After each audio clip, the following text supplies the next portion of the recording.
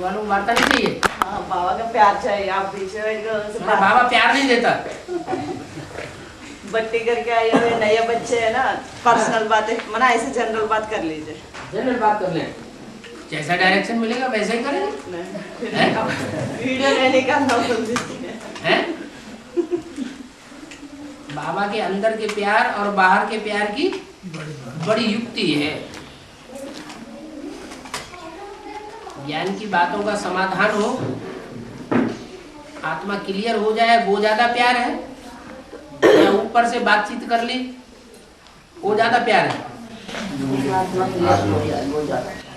आत्मा क्लियर हो, आत्मा अंदर से क्लियर हो जाए वो ज्यादा प्यार है ना। आप जानते हैं कि इनके अंदर कोई अटक है, वो अटक अटकाती है। देहधारी से प्यार जुड़वाती है और निराकार से प्यार पड़ता है।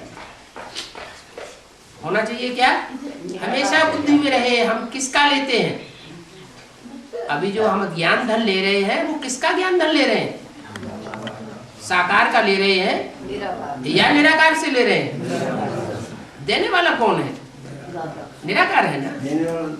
देने वाला निराकार है ना, है साकार में, लेकिन साकार यंत्र है ना, न कि साकार से प्यार करना। साकार है लेकिन देता तो निराकार। साकार के द्वारा देता है, लेकिन जिस साकार के द्वारा देता है वो भी कायदे कानून पूर्वक देना चाहता है कि बेकायदे।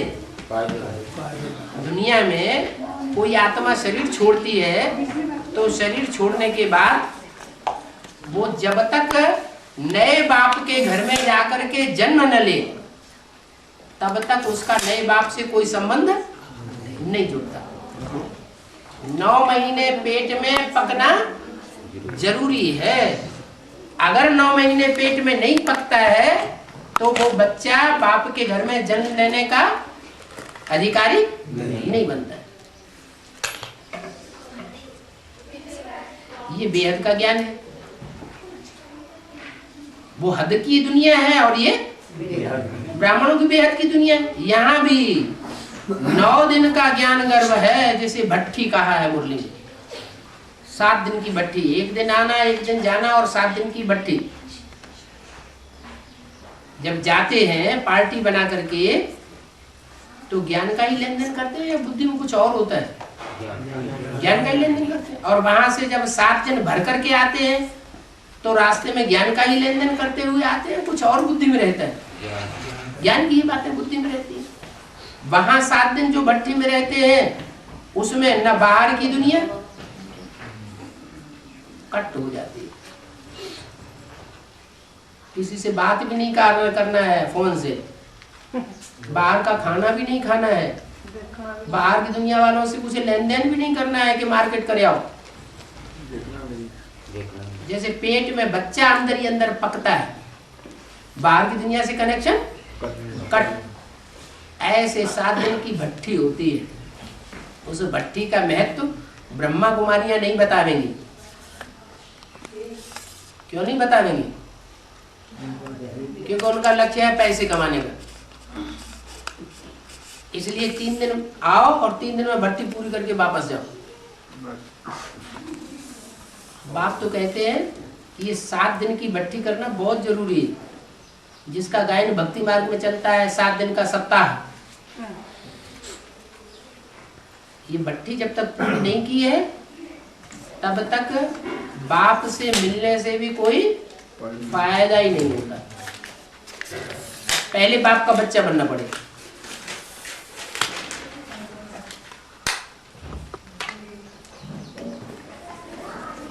एक होता है दर्शन करने का लक्ष्य। इन आंखों से बाप दिखाई पड़ेगा नहीं, बाप तो निराकार है। इन आंखों से आत्मा ही नहीं दिखाई पड़ती तो बाप कैसे दिखाई पड़ जाएगा? जब आत्मा ही नहीं दिखाई पड़ती है इन आंखों से तो बाप के दिखाई पड़ने का तो सवाल ही नहीं। बाप तो तीसरे नेत्र से ही पहचाना जा सकता है, और वो तीसरा ज्ञान नेत्र वो गर्भ में ही, वो जो बच्चा पैदा होता है उसको गर्भ में ही आंखें तैयार होती हैं।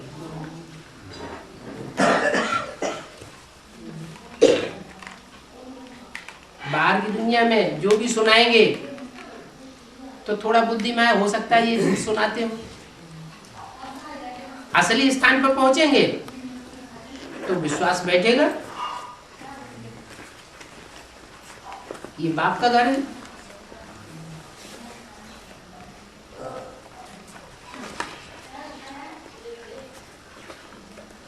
एक ये भी पहचान बताइए, जो निश्चय बुद्धि होंगे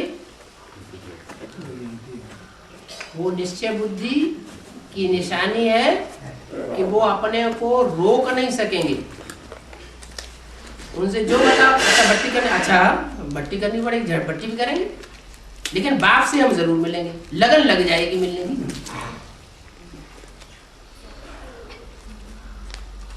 दूसरी पहचान एक और है निश्चय बुद्धि की, वो आत्मा दूसरों को सुनाए बगैर रह नहीं सकेगी। जिसकी बुद्धि में बाप की पहचान बैठी होगी वो दूसरों को बाप की पहचान जरूर देगी, अपने को रोक नहीं सकती। और अपने कुल की ये पहचान बताइए कि थोड़ा भी सुनेगा तो उसकी बुद्धि में झट बैठ जाएगा। अपने कुल का होगा तो ज्यादा खींचतान नहीं करेगा। ढेर सारे सवाल जवाब कोई करते हैं उनकी बुद्धि में बैठता ही नहीं।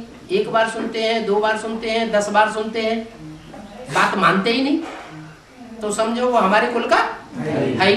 आधा बात मानता, आधा बात नहीं, आधा नहीं मानता तो भी हमारे कुल का नहीं, वो आगे चल के धोखा दे देगा। फाउंडेशन में ही जब उसका ये हाल है तो आगे चल के क्या हाल होगा? वो 4.5 लाख की गिनती में नहीं आएगा जो बाप का बच्चा बने डायरेक्ट। फाउंडेशन ही गलत पड़ गया।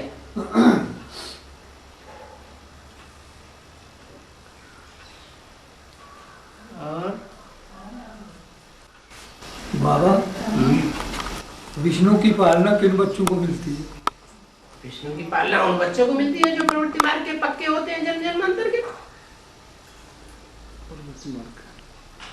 विष्णु माना प्रवृत्ति मार्ग। बाबा ऐसा है तो जो हम ऑलमाइटी बाबा को, शिव बाबा को जो पत्र लिखते हैं केरल ब्रह्मा, उसका जवाब तो हमें मिलना चाहिए ना। अभी तक कभी मिला नहीं, मतलब पहुंचता नहीं, पहुंचता होना चाहिए, पहुंचना चाहिए। अब बड़े बड़े आदमियों के लिए पत्र का जमाना खत्म हो गया है। अभी आजकल मोबाइल का जमाना निकल गया है, तुरंत की तुरंत बात करो, तुरंत जवाब लो। कौन 7-7 दिन 8-8 दिन तक इंतजार करेगा? 7-8 दिन में चिट्ठी पहुंचे, 7-8 दिन में वापस आए, फिर 7-8 दिन में वो लिखी जाए। हजारों की हजार तादाद में वो लेटर्स पहुंचने लगे हैं। उनको पढ़ना भी मुश्किल हो गया है, पढ़ करके सुनाना भी मुश्किल हो गया है, फिर उसका जवाब लेकर के उसे जवाब लेकर के पहुंचाना मुश्किल हो गया है। अभी तो मैं तो ये पूछता हूँ कि बाबा के पास तो पत्र पहुंचते हैं, आपके पास तो तुरंत की तुरंत कान में आवाज पहुंच जाती है। और फिर कोई हमने समाधान उसमें पूछा होता तो हमें कैसे पता लगे कि बाप खुद आकर के सामने समाधान दे देते हैं। समाधान जो सन्मुख मिले वो ज्यादा पावरफुल, या जो पत्र से मिले और दूसरे साधनों से मिले जो वो ज्यादा पावरफुल?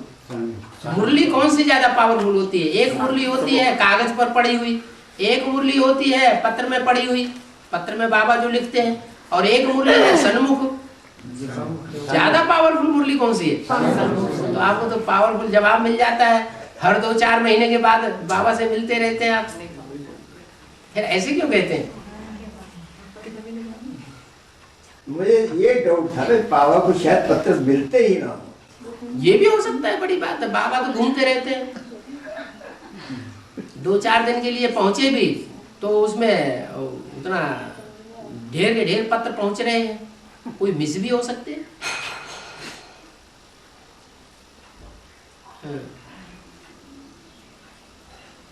और ये भी बात नहीं है कि कोई के पत्रों का जवाब पहुंचता ही नहीं है। यहाँ भी ऐसे होंगे जिनके पत्रों के जवाब पहुंच रहे होंगे। कोई नहीं पहुंच रहे? आप साक्षी चाहत जैसे लोगों को भी पहुंचे। हाँ? हमने पोता में भी भेजा, उसके भी हमें कोई पोता मिल का कोई जवाब नहीं दिया जाता। आजकल गवर्नमेंट पकड़ रही है, ये क्या, ये आप सबकी लूपोल पट्टी खोल खोल करके अपने पास रखते हैं। जरूर आप ब्लैकमेल करते हैं लोगों को। ब्लैकमेल करने वाले होते हैं ना, वो ब्लैकमेल करते हैं और पैसा कमाते हैं, डर दिखाते रहते हैं। हमें तुम्हारी ये लूपोल पता चल गई, अगर तुम हमको इतना पैसा नहीं दोगे तो अभी हम भंडा फोड़ करते हैं। पोता मिल को कोई जवाब नहीं दिया जाता, इसलिए बाबा ने नियम बनाया, पोता मिल तुरंत पढ़ो और तुरंत पढ़ के फाड़ के फेंक दिया जाए। और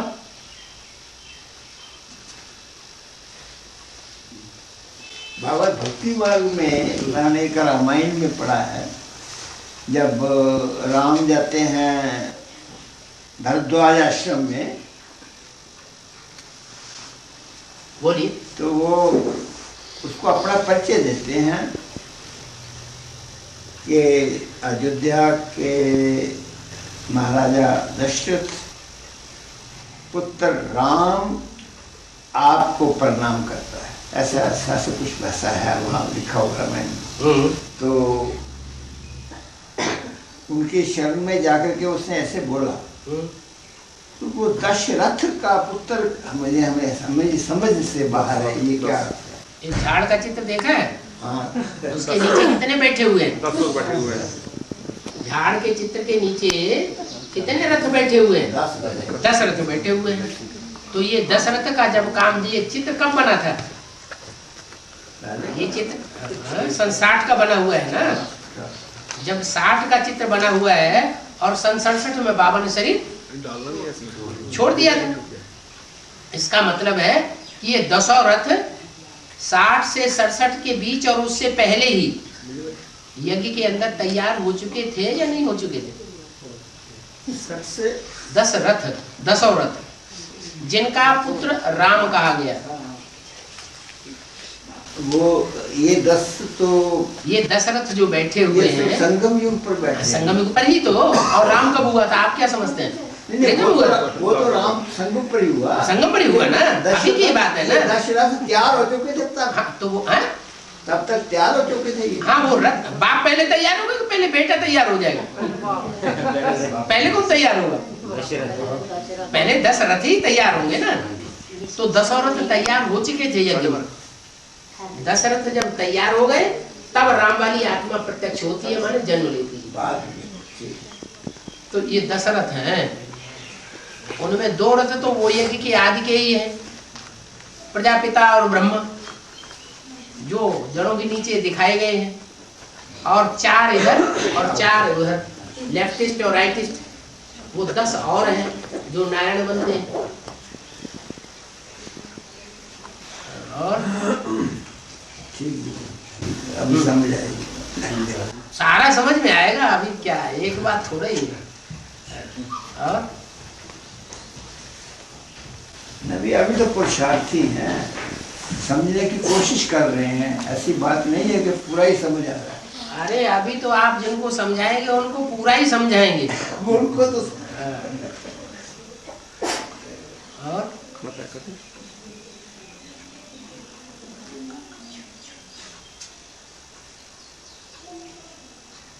2-4 मिनट का गैप देंगे तो क्लास पूरा हो जाएगा। दे दिया गया। बोलो बोलो। बाबा, सीता जो अपना रावण की जेल में थी, तो रावण तो कहता था ये अशोक वाट का है, लेकिन जब हनुमान जी गए तो उन्होंने सीता से ये पूछा तो सीता ने बोला कि ये अशोक वाट का है, अशोक वाट का नहीं। तो उसने भी, हनुमान ने भी रावण को बताया कि आप राम की शरण में चले जाओ और सीता को छोड़ दो। उधर अपने अंगद ने, अपने विभीषण ने भी बोला कि भाई राम आए हुए हैं, तो आप उनकी शरण में चलो तो सीता को भी मुक्त करो जाए। लेकिन रावण कहता था ये हो नहीं सकता, रावण कहता वो बता रहे थे, पीछे दे रहे थे कि राम आए होंगे। जिस दुनिया में आज 500 करोड़ लोग रह रहे हैं, वो रावण राज्य की दुनिया है कि राम राज्य की दुनिया है? अच्छा, उस दुनिया की बात छोड़ दो, ब्राह्मणों की दुनिया के अंदर आ जाओ, जहाँ की सारी यादगार शास्त्रों में लिखी हुई है। शास्त्रों में जो भी बातें लिखी हुई हैं वो 500 करोड़ की दुनिया की लिखी हुई है या ब्राह्मणों की दुनिया की यादगार की बातें लिखी हुई है? पुरुषोत्तम संगम युग की ही सारी बातें लिखी हुई है। तो ब्राह्मणों की दुनिया में रावण है या नहीं है? जो जड़ों पर बैठे हुए हैं उनमें लेफ्टिस्ट है या नहीं है? और उन लेफ्टिस्ट के प्रभाव में आने वाले दाईं ओर के ब्राह्मण हैं या नहीं है? वो भी है। और फिर उन सबसे प्रभावित होने वाले रामकृष्ण की आत्माएं भी बैठी हुई है या नहीं बैठी हुई है? जो अंतिम जन्म में तो प्रभाव में आ ही जाती है। राम की आत्मा और जन्मों में प्रभाव में नहीं आती, संघर्ष करती रहती है, लेकिन अंतिम जन्म में तो प्रभावित हो जाती है। दुखी होती है या नहीं होती है? वो भी दुखी होती है। तो सभी तो उस रावण राज्य के प्रभाव में आ जाते हैं। तो सारी दुनिया में रावण का राज्य हो जाता है और रावण अपने को भगवान घोषित करता है। ये जो अभी ब्राह्मणों की दुनिया में मेगा प्रोग्राम बन रहे हैं, ये क्या साबित कर रहे हैं? जो पोस्टर बना बना करके छापे जाते हैं, 3 मूर्तियां बनाई जाती हैं, ऊपर शिव का चित्र बनाया जाता है, ये क्या साबित कर रही है? हम ही त्रिमूर्ति शिव हैं। तो रावण अपने को भगवान कहता है, वो राम को भगवान नहीं मानता। जब अपने को भगवान कहेगा तो सुख की दुनिया बनाने वाला होना चाहिए या दुख की दुनिया बनाने वाला अपने को कहेगा? वो क्या कहेगा? मैं अशोक वाटिका बनाने वाला हूँ या शोक वाटिका बनाने वाला हूँ? वो यही कहेगा मैं तो अशोक वाटिका बनाने वाला हूँ। वो क्यों स्वीकार करेगा कि मेरी दुनिया शोक की दुनिया है? हाँ, जो विभीषण निकलते हैं या जो राम के भक्त निकलते हैं, वो बताते हैं कि तुम गलत काम कर रहे हो, ये दुख की दुनिया बनाए रहे हो, ये व्यभिचार की दुनिया है, सीता के ऊपर डोरे डालना बंद करो। क्या ये सीता व्यभिचारिणी बनने वाली माता नहीं है? इसका पीछा छोड़ दो, नहीं तो ये तुम्हारा राज्य सब खलास हो जाएगा, तुम भी खलास हो जाओ। लेकिन अहंकारी की बुद्धि में कहाँ बैठता है? लास्ट में तो माना है। लास्ट में क्या मानेगा? जब सब खलास हो गया, कुल संबंधी सब खलास हो गए, तो मानना ही, पूरा राज्य ही खलास हो गया। अभी तो मानने को लिए क्या हुआ? अभी सब सेंटर्स वाली बहनें, जो इंचार्ज बहनें हैं, जो जा रही है माउंट आबू में, और वो ये गुहार लगा रही है कि हमारे बड़े बड़े पुराने स्टूडेंट सब एडवांस पार्टी वालों ने तोड़ लिए, शंकर पार्टी वालों ने तोड़ लिए। तो मालूम वहां से हेड का क्या जवाब मिलता है? तुम नए निकालो, उनको पुराने तोड़ने दो। इससे क्या साबित हुआ? इससे साबित हुआ कि उन्होंने मान लिया कि वो ऊंची नॉलेज है, ऊंची पढ़ाई है, और हमारी बेसिक नॉलेज की पढ़ाई है। हम बेसिक नॉलेज के स्टूडेंट को पढ़ाई पढ़ाएं और वो ऊंचे स्टूडेंट को पढ़ाई पढ़ाएं। ऊंचे स्टूडेंट, ऊंची पढ़ाई पढ़ने वालों की संख्या ज्यादा होती है या बेसिक नॉलेज की पढ़ाई पढ़ने वालों की संख्या ज्यादा होती है? बेसिक वालों की संख्या ज्यादा होती है, वो ढेर के ढेर निकलते हैं, और ऊंची नॉलेज पढ़ने वाले बहुत थोड़े निकलते हैं। तो अब अंत आ गया ना, तो अब अंत में वो भी समझ रहा है कि हाँ ये हम दुख की दुनिया बना रहे हैं, दुख की दुनिया की शूटिंग कर रहे हैं। और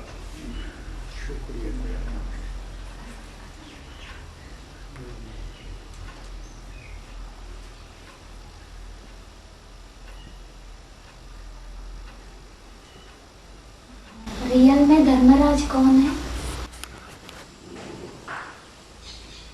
जैसे देवियां होती हैं और देवियों की अनेक भुजाएं दिखाते हैं, ब्रह्मा है और ब्रह्मा की 1000 भुजाएं दिखाते हैं ना।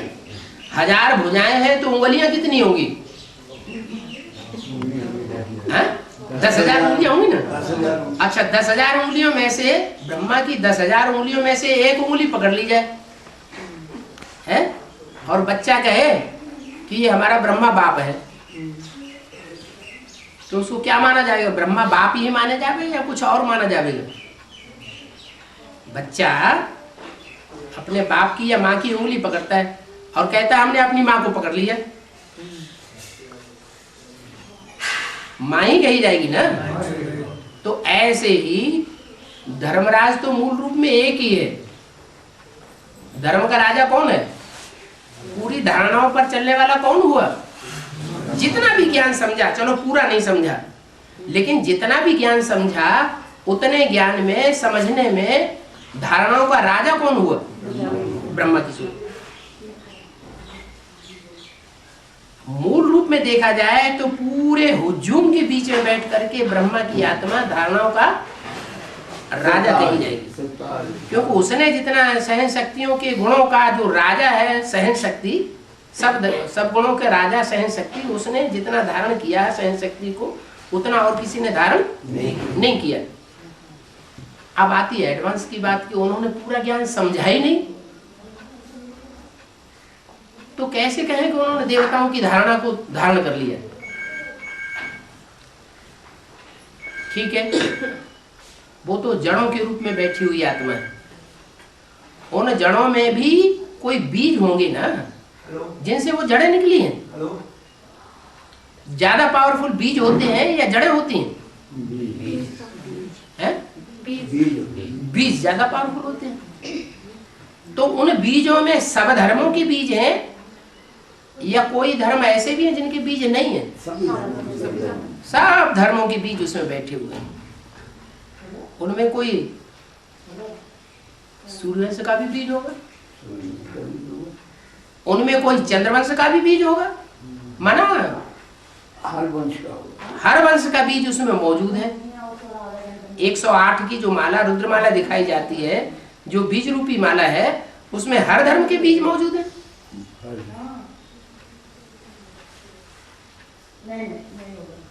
ऐसा कौन सा धर्म है जो सब धर्मों का पूर्वज है? आदि सनातन देवी देवता, आदि सनातन देवी देवता। जो वो जो जड़ें हैं और जो बीज हैं, उसमें हर धर्म के बीज हैं। उन 108 में से पूछा जा रहा है, 12 के जो 9 ग्रुप हैं, 12 ने में 108, उनमें ऐसा कौन सा ग्रुप है, कौन से धर्म का वो ग्रुप है जो सबका पूर्वज है? पूर्वज, ज माने जन्म लेने वाला, पूर्व माने पहले, माने इस्लामी बौद्धियों से भी पहले जन्म लेने वाला, चंद्रवंशियों से भी पहले जन्म लेने वाला। तो सूर्यवंशी है, वो तो सूर्यवंशी है, सूर्यवंशी ग्रुप है ना। वो तो सूर्यवंशी। तो ये पक्का हो गया कि जो धर्मराज धर्म के धारणाओं को धारण करने वाला जो मूल बीज होगा, वो कहां से होगा? सूर्यवंशियों में से होगा। सूर्यवंशियों में कोई जरूर ऐसी आत्मा है जो चंद्रवंशियों का भी बीज है। नहीं, राम वाली आत्मा चंद्रवंशियों के बीज है। सूर्यवंशी। राम सूर्यवंशी थे या चंद्रवंशी थे? भक्ति मार्ग में क्या कहा जाता है? राम को सूर्यवंशी कहा जाता है। हाँ, कृष्ण है चंद्रमा। तो नहीं, अब यहाँ बात, वो तो कृष्ण जो चंद्रमा है वो तो चंद्रमा ही हो गया, लेकिन उनका भी बीज कौन है? राम वाली बात। चंद्रमा का भी बीज कौन है? चंद्रमा का भी बाप कौन? बीज माने बाप। चंद्रमा को भी जन्म देने वाला कौन है?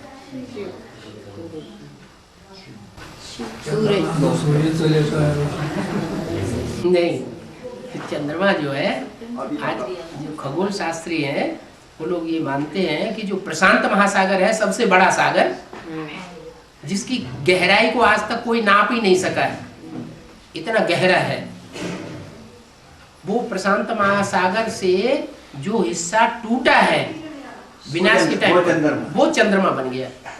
ऐसे कहा है। तो पृथ्वी का एक टुकड़ा है चंद्रमा, और वैसे भी किसका उपग्रह है? चंद्रमा किसका उपग्रह है? सूर्य का उपग्रह है कि मंगल का उपग्रह है कि शुक्र का उपग्रह है कि बृहस्पति का उपग्रह है या पृथ्वी का उपग्रह है? पृथ्वी का उपग्रह है। तो किसका बच्चा हुआ? पृथ्वी से पैदाइश हुई ना, तो पृथ्वी का बच्चा हुआ। अब ज्ञान में आ जाओ। यज्ञ के आदि में ब्रह्मा की पैदाइश डायरेक्ट किससे हुई? गीता माता धरणी है, पृथ्वी है, जो पृथ्वी है पृथ्वी से पैदाइश हुई चंद्रमा की। तो जो चंद्रमा है वो पृथ्वी का टुकड़ा है, बच्चा है। तो चंद्रमा पृथ्वी की रचना हो गई। रचना और रचयिता के गुण एक ही होते हैं। एक ही होते हैं। तो वो चंद्रमा है, वो पृथ्वी है। उसमें भी सहन शक्ति का गुण है। किसमें? चंद्रमा में। लेकिन पृथ्वी में भी सहन शक्ति का गुण है। पृथ्वी पर इतने अत्याचार होते हैं, सहन कौन करता है? आज की दुनिया में जितने अत्याचार हो रहे हैं, कुमार सहन कर रहे हैं, अदर कुमार सहन कर रहे हैं, कुमारियां सहन कर रही हैं, माताएं ज्यादा सहन कर रही हैं। माताएं सहन कर रही हैं। तो पृथ्वी माता कही जाती है। और ब्रह्मा की सोल उस पृथ्वी माता में प्रवेश करती है। तो सहन शक्ति का गुण आ जाता है कि नहीं आ जाता होगा? आ जाता है। अब रही चंद्रमा और ये पृथ्वी की बात, वो तो हो गई चंद्रवंशियों की बात। रुद्रमाला में चंद्रवंशियों का बीज कौन हुआ? जगदम्बा, पृथ्वी का पार्ट बजाने वाली। पृथ्वी की जो मूल राजधानी है वो कौन सी है? जगदम्बा रुद्रमाला मणका है। रुद्रमाला का मणका हुआ ना? दो ऊपर वाले दो। हाँ, ऊपर वाले दो मणकों में से एक जगत पिता एक जगत माता। तो वो चंद्रवंशियों का मुखिया हो गया, हुआ ना? अच्छा, अब ये चंद्रवंशियों का जो मुखिया है वो पूर्वज तो नहीं है। पूर्वज सूर्यवंशियों में से होंगे या चंद्रवंशियों इस्लाम वंशियों में से होंगे? पूर्वज तो सूर्यवंशियों में से होंगे। तो सूर्यवंशियों का जो ग्रुप है वो 12 में से जो 8 हैं वो है पूर्वज। उन्हीं को तो पूर्वज बताया। जो 8 पूर्वज हैं उनमें एक सूर्यवंश का बीज है, एक चंद्रवंश का बीज है। 8 में है या नहीं? तो जो चंद्रवंशियों का बीज है वो तो शिव की नगरी हो गई। शंकर की नगरी, शिव की नगरी, शंकर की नगरी कहो, वो कौन सी नगरी हुई? काशी नगरी। ये हुआ ना? इस हिसाब से अब उस नगरी में जो क्या नाम, न्याय करने का जो कार्य है, जिसे काजी कहते हैं, क्या चीफ जस्टिस कहते हैं, हाँ, वो कौन होगा? कोई मणका ऐसा होगा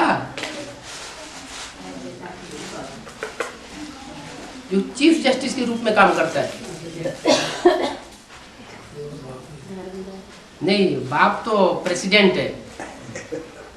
बाप को अव्यक्तवाणी और मुरलियों में प्रेसिडेंट बोला है। बाप क्या है? बाप तो प्रेसिडेंट है। धर्मराज के रूप में चीफ जस्टिस का पार्ट बजाने वाला फिर कौन है? ब्रह्मा कोमल हृदय वाला है या कि कठोर दिल वाला है? ब्रह्मा के भी पीछे और एक बता दिया, जगदम्बा, वो उसकी भी मूल है। और जगदम्बा के भी पीछे एक और बता दिया, पूर्वज कौन है? नहीं, जगदम्बा माने चंद्रवंशियों का बीज, काशी नगरी। चंद्रवंशियों का जो बीज है 8 है ना? 8 में सूर्यवंश का बीज तो बाप है, चंद्रवंशियों का बीज भी कोई होगा ना? काशी नगरी। उस काशी नगरी में भी धर्मराज के रूप में कारोबार चलाने वाला चीफ जस्टिस भी कोई होगा या नहीं होगा?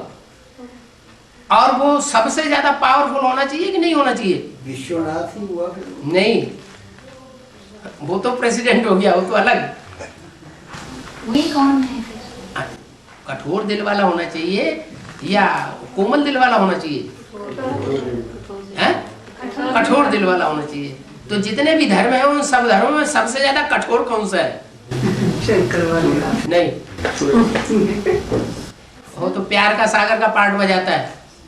कठोर तो सिख धर्म ही है। नहीं, सिख धर्म अगर कठोर होता है तो कलयुग के अंत में जाके प्रत्यक्ष नहीं होता। इस्लाम।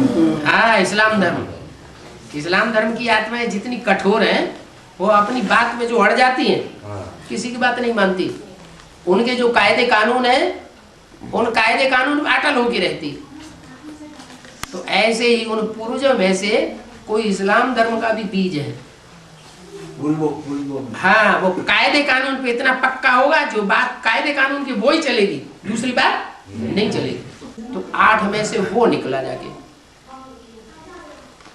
धर्मराज का असली रूप। इसलिए दक्षिण भारत में जो अष्ट देवों के चित्र देखने में आते हैं, जो मूर्तियां मंदिरों में बनी हुई हैं, उनमें दक्षिण की साइड में क्या नक्शे में ऊपर होता है उत्तर और नीचे होता है दक्षिण। दक्षिण की साइड में धर्मराज का रूप दिखाया है। वो धर्मराज जो है वो धर्म का राजा है। तो वो सबसे पावरफुल आत्मा भी नहीं, सबसे पावरफुल नहीं है। उससे ऊपर तो ईशान कोण में ईश्वर बैठा हुआ है, वो नीचे बैठा हुआ है, और उससे ऊपर तो और भी बैठे हुए हैं। बाकी ये काम मिला हुआ है उनको। चीफ जस्टिस तो है। हाँ, जैसे किसी को काम मिल जाता है ना, ये काम करो, ये काम करो, ये काम करो, तो उनको ये काम मिला हुआ है कि जो लिखा हुआ है उस पर तुम पक्के होके तुमको चलना है। कोई कितना भी विरोध करे, किसी के विरोध को परवाह नहीं करना।